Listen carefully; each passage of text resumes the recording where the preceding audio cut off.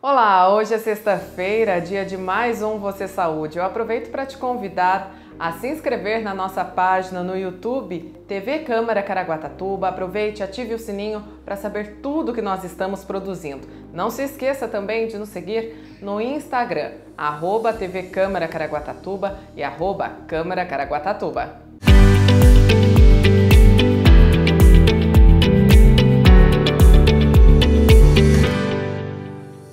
No programa de hoje, o nosso tema é a bronquiolite e a asma. Os papais se preocupam, é claro, com a saúde respiratória dos bebês e muito se fala da bronquiolite, mas nem todo mundo sabe do que ela se trata especificamente e qual o impacto dela na saúde respiratória das crianças. É por isso que nós vamos tirar essas dúvidas, descobrir se ela tem algum impacto também com relação ao desenvolvimento da asma com o Dr. Pedro Neto. Ele que é pediatra e também é especialista em atendimento de pneumologia infantil. Doutor, seja bem-vindo. Obrigado. Muito obrigado pela oportunidade. Vamos tirar as dúvidas dos nossos ouvintes. Doutor, eu começo perguntando para o senhor o que é, de fato, a bronquiolite? Bom, a bronquiolite é uma doença viral e ela causa uma inflamação nos bronquíolos das crianças, dos bebezinhos, né? O bronquíolo é a parte distal, a última parte da árvore respiratória. Então, a bronquiolite seria o quê? Uma inflamação no bronquíolo. Alguns livros definem a bronquiolite como a primeira infecção, a primeira crise de sibilância causada pelo vírus sincicial respiratório, que é o grande causador da bronquiolite. Por ser uma doença viral, então é isso que faz com que mais bebês eles estejam propensos a ser diagnosticados com a bronquiolite? A bronquiolite funciona da seguinte forma, basicamente, né, sem se estender muito na mediquez, né, no nosso linguajar médico, a árvore respiratória, o bronquíolo do bebê, ele é muito fininho, ele é muito delgado, muito pequenininho para o bebê, que está ótimo para ele. Né, por volta do 6º mês ele começa a aumentar de tamanho. Para o bebê isso é perfeito. Porém, quando ele começa a ter uma inflamação causada por um vírus, o que acontece? Ele começa a ter um edema, ele começa a ficar inchado, a ficar inflamado. Se você lembra da matemática na escola, a área do círculo é π vezes o raio ao quadrado. Então qualquer inflamação, por menor que seja, faz o quê? Perde muito volume. Então começa a causar uma obstrução muito grande no pulmãozinho do bebê, na árvore respiratória. Por isso os bebezinhos pequenos são mais suscetíveis, ao contrário dos adultos. Tá? O adulto, ele tem várias bronquiolites, tem infecções por vírus sincicial respiratório e não acontecem grandes problemas. Ele tira muito bem, mas no bebê isso é um grande problema. O bebê se contamina como? Geralmente pelos adultos e por outras crianças contaminadas, né? Quando ele está na creche, os pais precisam ter um cuidado redobrado por conta Sim. dessa facilidade? Sim, não só nas creches, em vários lugares. O bebezinho, ele é extremamente sensível. Quanto mais jovem o lactente, de 29 dias a 2 aninhos, mais suscetível ele é. Como é feita a contaminação pelo vírus? Ela é feita da seguinte forma, através de gotículas, pelo ar, pela tosse e por contato com alguns objetos. O vírus sincicial respiratório, que esse é o principal, tem outros, né? Ele sobrevive até 1 hora no ar. E, acreditem, ele sobrevive até 1 dia, inclusive no nosso estetoscópio de examinar as crianças. Por isso que é importante que a gente faça uma asepsia no estetoscópio toda vez que for atender uma criança. Tá? O senhor falou que tem esse vírus principal, que é o principal transmissor, mas quais são os outros também? Olha, você tem 75% causados pelo vírus sincicial respiratório. Depois nós temos a turminha que vai na onda, né? Que são coronavírus tipo 1, antes da epidemia do coronavírus ele já era famoso, adenovírus, parainfluenza, rinovírus, bocavírus e mais alguns ainda que aparecem aí na listagem. Então as possibilidades são muitas. Uma das coisas que os pais devem evitar, bebê pequenininho, né? Bebezinho, recém-nascido, criança pequena, evitar lugares aglomerados. Não tem que deixar um monte de gente visitando o bebê, tossindo em cima da criança. Aqueles pais mais chatos que, ninguém fica perto do meu filho enquanto ele não crescer um pouquinho, não tomar as vacinas, são certos. Não estão errados não, estão certos mesmo. Aquela coisa também de visitar a criança, o bebê pequeno ali ficar beijando, querendo pegar o bebê também. Beijando, mordendo, babando em cima, abraçando, né? Dá uma foto para a pessoa, né? Ó, leva uma foto do bebê, mas não tem que visitar bebezinho pequeno. É um costume cultural nosso, mas está errado isso. Tem que manter o bebê um pouquinho dentro do seio da família, né? Junto com o pai, com a mãe. Ele é muito pequenininho ainda, ele não está com as vacinas em dia, ele não está preparado. Evitar ambientes lotados, evitar ambientes de aglomeração. E o pessoal geralmente não faz isso, né? Doutor, quais são os sintomas, né, da bronquiolite, os principais? Muito legal. A bronquiolite, ela começa com um quadro gripal, tranquilo. Narizinho escorrendo, uma tossezinha leve, um pouquinho de cansaço e vai indo muito bem.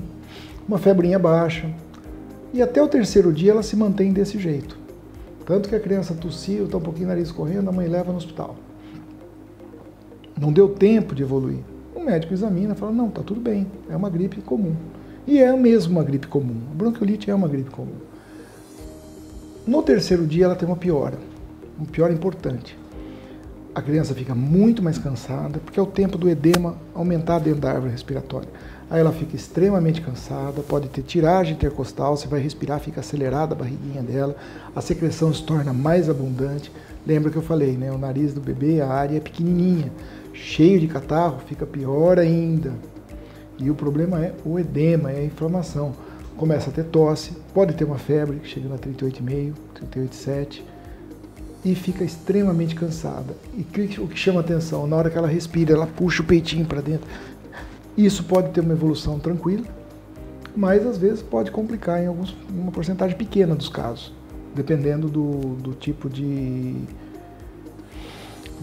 público que você vai avaliar, né? Tem algumas crianças que são mais suscetíveis, outras menos, né? Em crianças mais suscetíveis a porcentagem de complicação é maior.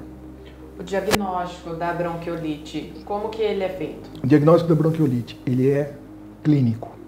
Você examina a criança e você percebe esses sinais que acabei de falar. Principalmente sibilos no pulmão. Sibilos são barulhinhos musicais que parecem um assoviozinho bem leve. Principalmente com sibilância. A mãe fala, meu filho, no meu peito do meu filho está chiando. Um chiadinho, um assobio mesmo. Ele é clínico. No raio-x, em alguns casos a gente pede, não é indicado fazer em todo mundo. No raio-x a gente vai ver áreas de hiperinsuflação. O pulmãozinho fica meio que expandido demais, ele fica mais escuro, mais pretinho.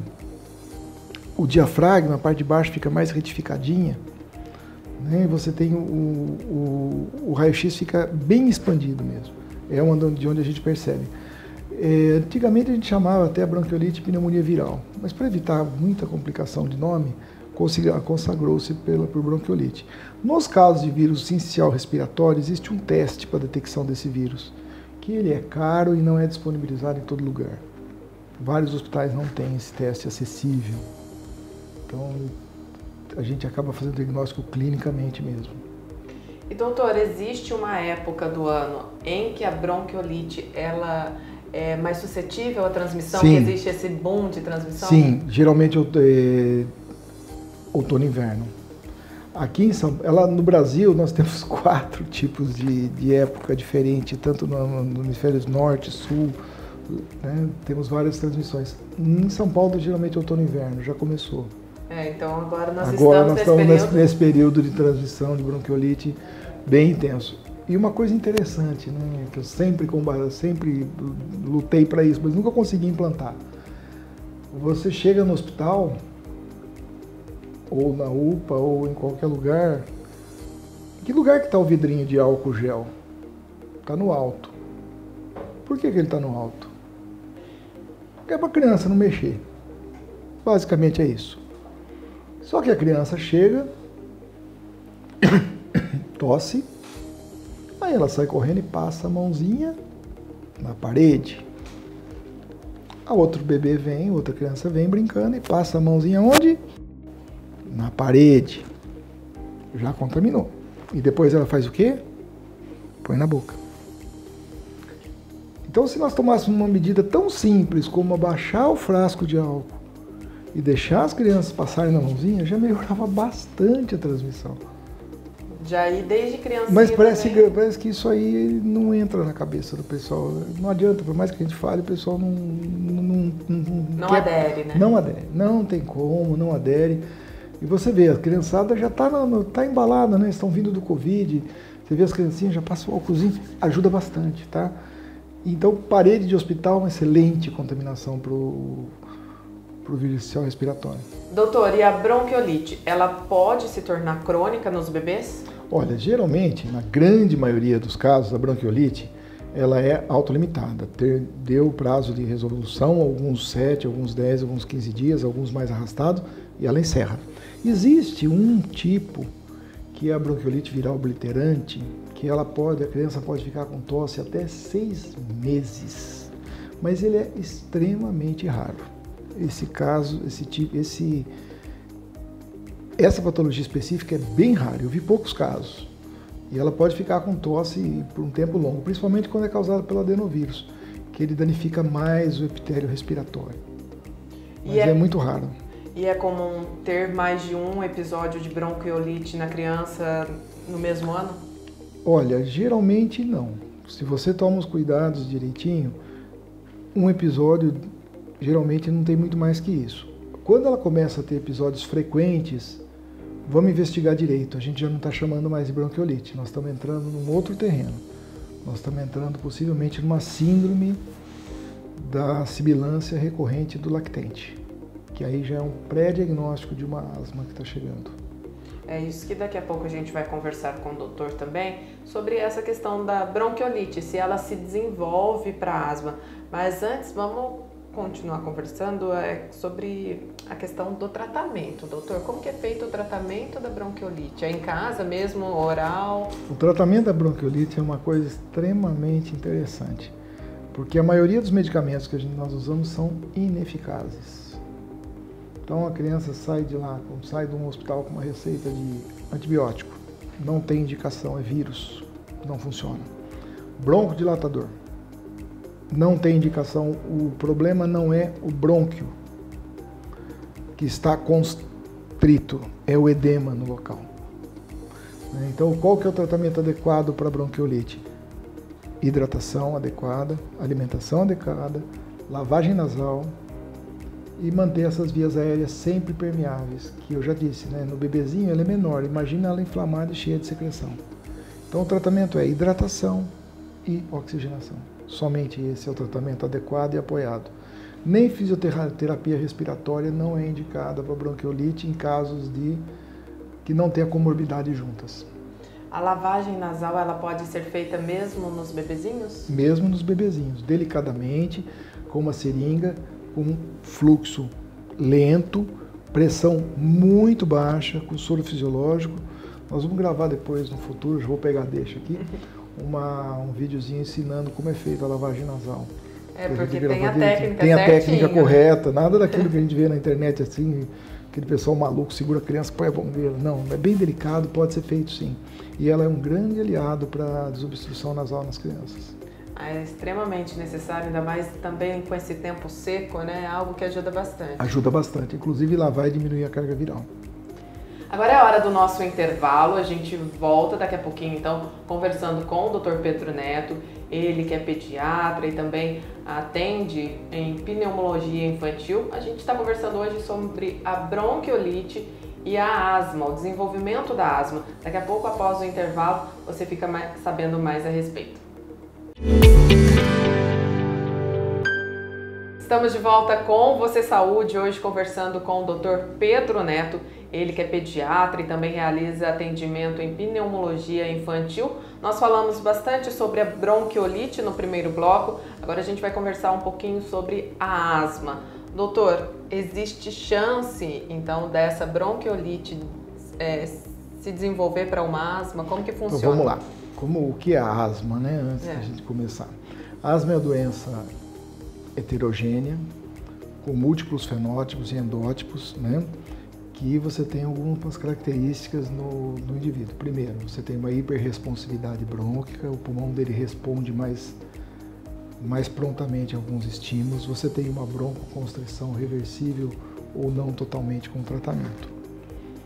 A asma é multifatorial.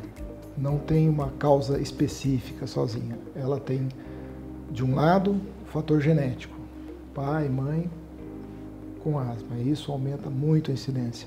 Do outro, você tem os fatores ambientais, e aqui eu vou incluir poluição, cigarro, que é uma tristeza, mofo, poeira e os vírus.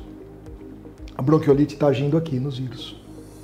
Tá? Então, todas as infecções virais de repetição podem evoluir para um quadro de hiperresponsividade brônquica e gerar um quadro de asma se você tiver um fator genético junto. É uma doença multifatorial. E aí você vai dividir, você vai fenotipar, fazer um fenótipo, que são características próprias do indivíduo. Fenotipar a asma. T2 alto, T2 baixo, se a asma é eosinofílica, se a asma é neutrofílica, para começar a iniciar o tratamento. Então a resposta é, bronquiolite pode evoluir para uma asma se a criança tiver fatores genéticos associados, ela pode contribuir sim. Pode contribuir para o desenvolvimento do quadro asmático. E a asma, ela pode ser desenvolvida desde criança? Desde criança, já começa desde pequeno. Quais são os sintomas? Geralmente tosse, chiado no peito, cansaço, mas ela pode não dar sintoma nenhum desses daí também. Apenas uma sensação de aperto, um choro intenso. A gente tem uma história que a gente fala, nem tudo que chia asma e nem toda asma tem chiado, né? Então você pode ter vários sintomas clássicos. Às vezes a criança tem crise de choro frequente, dispneia, cansaço aos esforços ou sem os esforços, uma tosse noturna persistente. Ah, mas pode ter diurna também? Pode ter diurna também. Chega perto de algum produto, começa a passar mal. Eu, por exemplo, chego perto de cloro ou aquela água sanitária, eu fico ruim mesmo, não tem jeito. É impressionante, toda vez que eu jogo aquele negócio fora lá em casa, reaparece de novo, eu acho que brota não sei de onde. Então ela pode sim desenvolver desse sentido. E a asma, ela é uma doença que ela tem cura ou ela só consegue... Olha, se você for em algum lugar e a pessoa disser que cura asma, nem senta na cadeira, levanta e vai embora. Tá? Ela não tem cura, mas ela tem um controle e ela tem flutuações. Por exemplo, criança pequena, ela vive brincando no chão, tem tapete, tem poeira, tá tudo bem. Aí muda quem? Um cunhado para casa. Eu gosto bastante da cunhado de exemplo, viu? Muda um cunhado para casa e o danado fuma. A criança começa a ter crise de asma por causa da fumaça do cigarro. Aí um belo dia, Deus ajuda, ele muda de volta, vai embora, a criança está fazendo tratamento, ela melhora. Passa um tempo, o que acontece? Ganha um gato, volta a chiar de novo.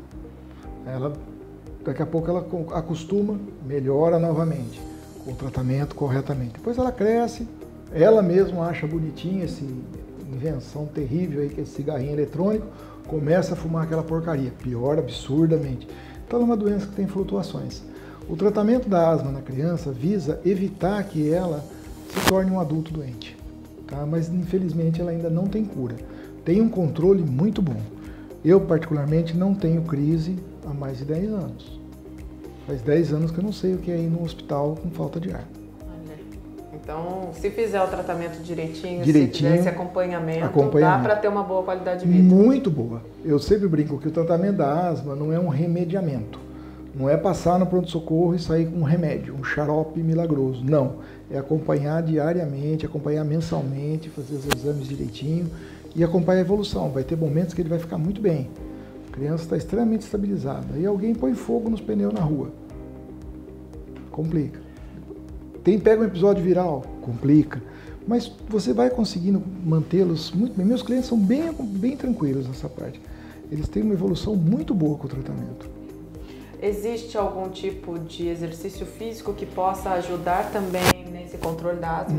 Agora você tocou numa pergunta bem legal. É o seguinte, até um tempo atrás nós achávamos que todo asmático só podia fazer natação. Né? Quem tem asma vai fazer natação. Se você perguntar, a natação é o melhor exercício para quem tem asma? Aí tem duas respostas, sim e não. Sim, porque conforme o tempo que você vai nadando, você vai aprendendo a controlar melhor a respiração, pelo tempo que você fica embaixo da água, que você nada e tudo mais. E não, porque qualquer esporte é bom para quem tem asma, desde que a criança goste. Não adianta você pegar uma criança e colocar na natação se ele detesta. A menina não vai fazer natação. Tem que pôr o esporte que ele gosta. O menino quer jogar futebol. Põe ele para jogar futebol. Pronto. Qualquer esporte é excelente para quem tem asma. Menos arremesso de bituca, né? Jogando sem asma. Doutor, o senhor falou no começo sobre o que a asma e a bronquiolite ali, como que elas caminham juntas, digamos assim, como que a bronquiolite influencia na questão da asma, né? Mas essa é a única coisa que eles têm em comum, assim, é a questão viral ali da bronquiolite, ou tem outras coisas que também confundem o fato? Sim, também confundem. Às vezes a bronquiolite geralmente é autolimitada naquela criança pequenininha, né? Mas a asma tem várias doenças que também confundem com a asma. Tá? Você pode ter a bronquite crônica, você pode ter quadros de pneumonia atípica, você pode ter uma hiperresponsividade brônquica sem que seja uma asma, você pode ter uma doença do refluxo gastroesofágico, você pode ter também, causando asma, sinais rinites crônicas, adenoidites, faringites de repetição. Geralmente é um ciclo, né? Uma coisa que chama muita atenção no diagnóstico de asma é o que a gente chama da marcha atópica. Pessoas que têm asma geralmente desenvolvem rinite, dermatite atópica e conjuntivite atópica também, que são conjuntivites alérgicas. Geralmente você tem essa sequência. Eu sempre brinco, né? É mais ou menos parecido que a sogra vem para casa visitar, traz o cunhado e ele pede dinheiro emprestado. É a sequência sempre do quadro asmático, da marcha atópica. No caso da asma, existem adultos que, por exemplo, podem descobri-la apenas na idade adulta? Sim, nós temos asma e depressivamento adulto. Você tem quadro de asma, por exemplo, a pessoa teve a vida normal o tempo todo, e depois de certa idade começa a chiar. E nós tivemos muito agora, recentemente, a síndrome pós-Covid. Pacientes que nunca tiveram nada, tiveram Covid e desenvolveram um quadro de asma clássico, com espirometria alterada, com quadros alterados e respondendo bem ao tratamento. Pode sim aparecer depois da idade adulta. O diagnóstico da asma, como que ele é feito? Clínico. Mesma maneira, através dos sintomas clínicos. Nós temos todo ano uma publicação chamada GINA, né, Global Initiative for Asthma, que sai no mundo todo, tem especialistas do mundo todo se reúnem, e todo ano eles editam uma iniciativa global para nós seguirmos. Então esse ano saiu o GINA de 2024. E eles reforçam a importância do diagnóstico clínico, através de uma história bem feita, de uma anamnese bem feita, e eles reforçam o segmento do quadro asmático. Junto também a gente tem o GOLD. O GOLD é uma iniciativa para tratamento da DPOC, que é a doença pulmonar obstrutiva crônica. Também tem o GOLD de 2023, que teve algumas mudanças sobre o tratamento. E é interessante que as duas doenças, no adulto e no idoso, elas se somam. É muito comum você ter uma doença pulmonar obstrutiva crônica mais um quadro de asma junto. E olha, pode procurar, geralmente, eu vou dar um número alto aqui de experiência própria, mas em 80% dos casos, se você procurar bem, você vai achar o bendito cigarro envolvido. Ou ele é fumante ativo, no caso do adulto, ou ele é um fumante passivo, no caso das crianças. E aqui na nossa região a gente tem um outro fator muito interessante, fogão de lenha. Fogão de lenha, ele tem um grande causador de doença pulmonar obstrutiva crônica também, por causa daquela fuligem que fica dentro de casa. Olha que legal. Assim, a informação é interessante, né? Legal não é, mas a informação é interessante. E aproveitando que o senhor falou aqui da nossa região, as pessoas falam que para quem tem problemas respiratórios, estar perto do mar ajuda também, de fato. Diminui a poluição, né? Que nossa região é abençoada, né? Nós temos um visual maravilhoso, diminui o estresse, diminui a tensão, diminui tudo, né? E mantém um clima o ar mais hidratado, não tem tanta poluição aqui, é muito melhor. Doutor, sobre a questão da internet hoje em dia, né? Sempre quando eu entrevisto profissional, eu falo com ele a respeito desse assunto. Porque hoje em dia, tudo que a gente joga na internet, a gente vai achar uma resposta e ela pode ser milhares de coisas, né? Quais os riscos também disso? Você tem que ter muita confiança na fonte que você está usando, né? A gente estava conversando antes de começar a entrevista, né? Se você abrir a internet hoje, você vai estar lá. Coma ovo todo dia. Daqui a pouco, na outra página, não coma ovo de jeito nenhum. Então, hoje em dia, e agora com a inteligência artificial, que eu não entendo muito, mas vai ficar muito pior. Né? A gente tem que ter base, procurar profissionais sérios e embasados no que eles estão dizendo. Porque hoje você tem pessoas famosas na internet, mas é só na internet, você não sabe mais nada da pessoa. E da mesma maneira que você consegue destruir a imagem de qualquer um hoje com a internet. Com a inteligência artificial, então, fica muito mais fácil. Na internet também as pessoas encontram remédios para tudo, né? Nesses casos de bronquiolite, asma, que cuidados que os pais devem ter? Não tem remédio milagroso. Não tem. Recentemente teve um caso em São Paulo de não vou dizer o nome da pessoa, mas um senhor que vendia umas raízes para asma. E as crianças estavam melhorando realmente, os pacientes estavam melhorando com as famosas garrafadas. E isso gerou uma certa curiosidade da vigilância sanitária. Foram lá e foram investigar, e ele tinha trabalhado numa farmácia, e ele aprendeu a colocar cortisona. Então ele fazia uma raizada com groselha, cortisona, e estava vendendo super caro. As crianças melhoraram da asma, mas pioraram de várias doenças. Desenvolveram síndrome de Cushing e outras coisas bem mais sérias. Porque às vezes a gente acha que está tratando, mas está piorando alguma outra coisa. Está piorando. Cuidado com medicamentos milagrosos, tá? Tratamentos assim que vão prometer resultados mirabolantes do dia para a noite. Esses dias eu estava passando em São Paulo e vi uma placa na parede, no poste, até parei o carro para dar risada. Estava escrito, né? Pai, e o nome da pessoa lá, faço trabalhos para emagrecimento. Falei, nossa, deve estar lotado agora, né? O pessoal está procurando coisa milagrosa. Não tem. Vai ter que tratar sempre? Vai. É igual a pressão alta. Se você não tratar sempre, ela vai subir. Não tem jeito, você está sempre acompanhando. Doutora, a gente está chegando ao fim da nossa entrevista hoje, mas antes eu gostaria que o senhor reforçasse para os papais, né? Quais cuidados eles devem ter com relação às crianças, por conta da bronquiolite, também por conta da asma, principalmente agora nesse período, como a gente conversou, que é um período de transmissão, de maior transmissão da bronquiolite. Então vamos lá, primeira coisa, vacinação. Mantenham as vacinas dos seus filhos em dia, tá? Não ocupe espaço, nós temos as vacinas disponíveis, se você puder fazer as vacinas extras na rede particular é bom, mas se não puder, faça as vacinas na rede pública todas, inclusive a de Covid, que é recomendada por todo mundo, tá? Façam as vacinas em dia. Segunda coisa, aleitamento materno. Esse é importantíssimo. O leite materno foi eleito o melhor alimento do mundo. Então, mantenha a criança com aleitamento materno, mantenha ela bem hidratada, evite aglomerações com muita gente junto. Seu filho está doente, está com febre, está com tosse, está gripado, está com o nariz correndo, evita mandar ele para a escola. Vai contaminar um monte de criança junto. Né?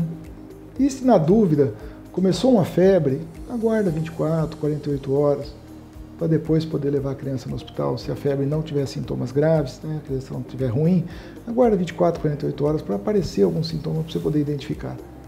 Evitar ambientes superlotados, como a gente está tendo em todo lugar. E essas já são as principais orientações que nós passamos. Tá certo, doutora. A gente agradece imensamente a participação do senhor, né? Quanta coisa boa, quanta informação o senhor trouxe pra gente. Eu que agradeço a oportunidade, tá? Muito obrigado por essa chance. Obrigado por vocês terem vindo até aqui, se disponibilizado a isso. Foi um prazer. E a gente agradece também vocês que estão em casa e nos acompanharam até aqui nessa entrevista com o Dr. Pedro Neto, pediatra, também ele que atende em pneumologia infantil. O Você Saúde vai ficando por aqui, mas na sexta-feira que vem nós estamos de volta. Não esqueça, se inscreva no nosso canal no YouTube, TV Câmara Caraguatatuba, ative o sininho para saber tudo que nós estamos produzindo e também se inscreva, curta a nossa página aqui no Instagram, @TV Câmara Caraguatatuba, @Câmara Caraguatatuba. Nós vamos ficando por aqui, na próxima sexta a gente se encontra. Até lá!